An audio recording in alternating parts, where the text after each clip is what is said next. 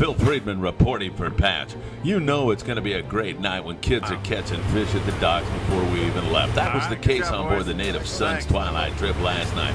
But it wasn't long before we were offshore and we got into some marvelous sand bass fishing. Big, fat, quality sand bass started to come on board the Native Sun. There was also the occasional sculpin, and this angler got a nasty sting under his thumbnail. That hurt.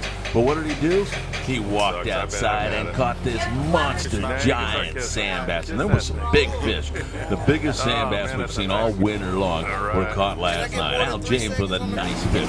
It's the leadhead and squid there that you see are working so very well. About a 2-ounce leadhead is Daniel tied into a nice one himself. Rod bent, you can see him fighting away, and here comes another big sandy. Look at the size of those sand bass coming on board the Native Sun, fishing with Bill, as it was a spectacular night. Once again, 20 to 25 pounds test working really well on these fish. And Ernest, he stole the show. A finer gentleman you'll never meet with a 6+ pound sand bass. Took the jackpot. He was red hot all night long. Had some creepy crawlies and a bunch of kids who were just really having a great time, marveling and thumbs up all night long with some marvelous stuff. Some small sharks, and we even caught and released some guitar fish, hoping that maybe a big fat halibut would be mixed in with it. But it was those big sand bass that really stole the show. And then you coupled it with some awfully good sculpin fishing, so people were going home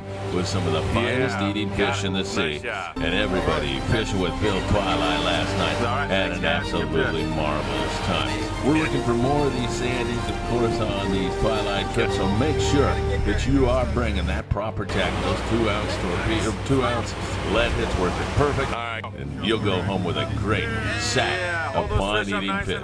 For Patch, on a fun Twilight night on the Native Sun, Phil Friedman reporting.